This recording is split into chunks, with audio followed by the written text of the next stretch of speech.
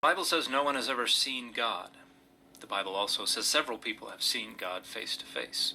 It's a contradiction. So how do we make it go away? Hey everybody, I'm Dan McClellan. I'm a scholar of the Bible and religion. To begin, this contradiction exists because the conceptualization of God changed between the composition of the passages in the Hebrew Bible, where people see God face to face, and the composition of John 1:18, which says no one has ever seen God. Why did it change? A few different reasons, but primarily because of Greek philosophy, and specifically Platonic streams of tradition within Greek philosophy, which held that deity is spirit as opposed to flesh, is invisible as opposed to visible, and is immaterial as opposed to material. So, in Genesis 32:30 and verse 31, if you're looking in the Hebrew, Jacob names this place Peniel, which means face of God. Why? Ki ra'iti Elohim panim el panim. Because I have seen God face to face. Anciently, you could see God because they were conceptualized as material, corporeal, and anthropomorphic. In other words, they had a body, they had parts, they had passions. They looked like a male human being. However, Jacob goes on, and my life was preserved. There is surprise that he was able to see God face to face, and that's because of passages like Exodus 33:20, where God explains to Moses that you will see my back, but you will not see my face, because no one can see me and live. The idea was not that God is invisible. The idea was that God radiates so much glory, or in Akkadian, melamu, that it's deadly, it overpowers you. This is why people were scared of Moses' shining face when he came down from Sinai. But in Exodus 24:10, the 70 elders of Israel go up Sinai, and they see the God of Israel. Now, when we get to certain streams of tradition within Greco-Roman period Judaism, we have the influence of Platonic philosophy, which changes the way they conceptualize God. And we already see this change in some parts of the Greek translation of the Hebrew Bible. So Exodus 24:10, they saw the God of Israel. In the Greek translation, they saw the place where the God of Israel stood. We're already distancing ourselves from this notion that God is corporeal and visible. And within Judaism, that wouldn't be entirely gotten rid of until like Maimonides in the medieval period. Within Christianity, it happened much earlier, by Augustine. We've already abandoned the notion of a corporeal, visible deity. So when we get to John 1:18, John, who is a very philosophically minded Christian, is adopting that Platonic framework that no one can see God.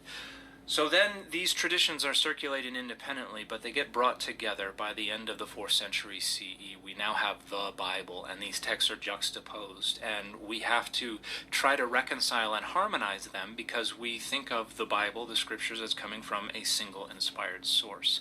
So how do we do this? We got to negotiate with the Bible, which means we've got to prioritize the passages that agree with us, and then we've got to subordinate and reinterpret and renegotiate the passages that don't.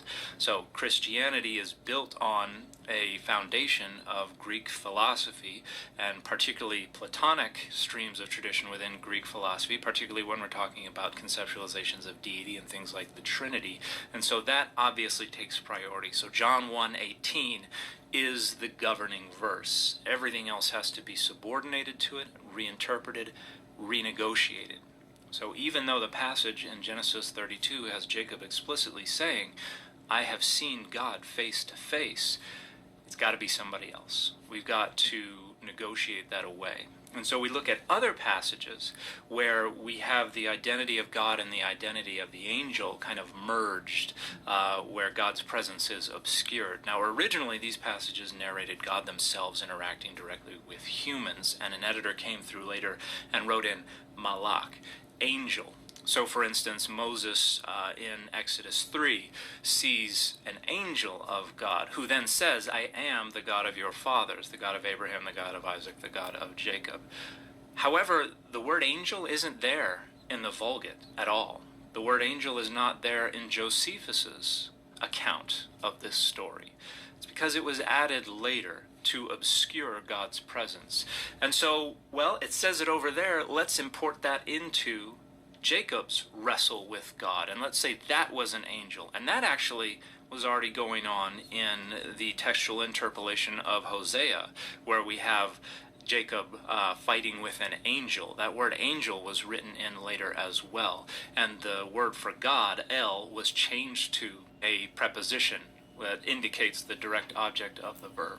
And so basically we're renegotiating the texts that say what we don't like so that they agree with what we do like. And so when people say, well, no one has seen God, well, what about this verse that says, I have seen God face to face? Wasn't really God. We've negotiated it away. All the Bible is negotiable.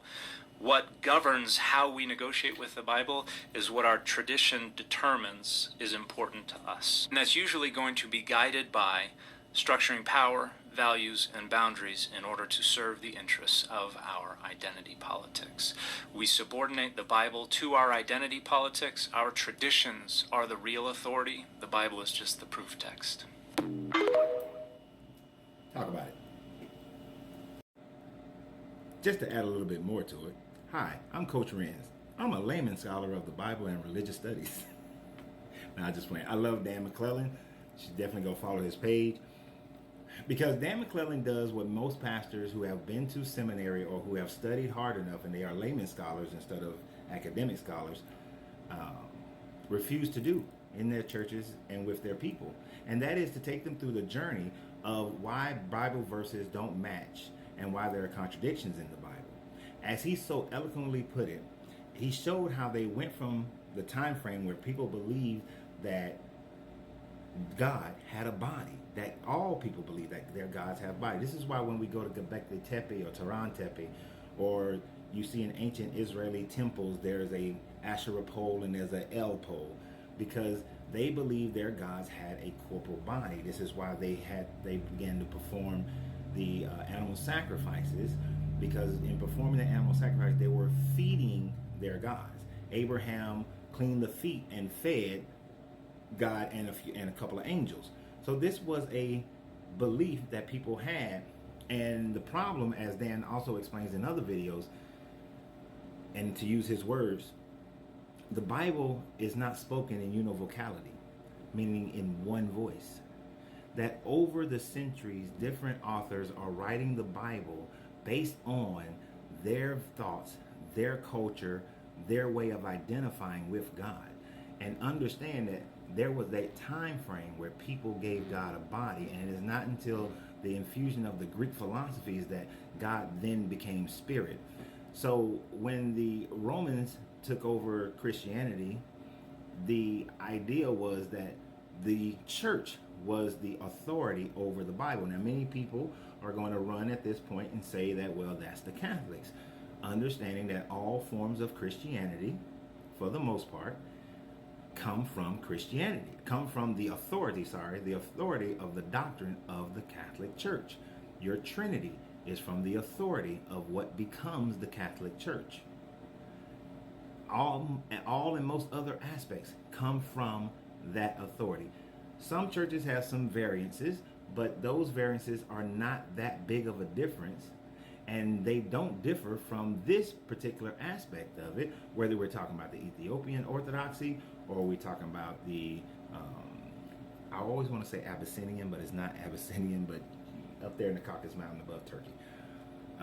Whether we're talking about them, who was the first church? That was the first church to be established outside of the Levant.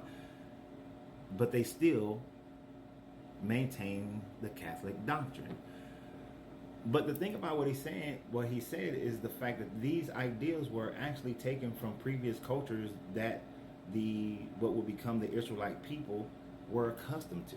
And when they created their own religion so that they can have their own history, their own archaeology, their own ancient knowledge, their own gods, they incorporated what was similar to what the people had already been believing, and that is why they kept that going. And then as time went on, it changed. So as I say always, the culture has changed the religion instead of religion changing the culture. And with that, you always remember you have to free yourself to be yourself, because your greatness is non-negotiable. Good journey, good vibrations.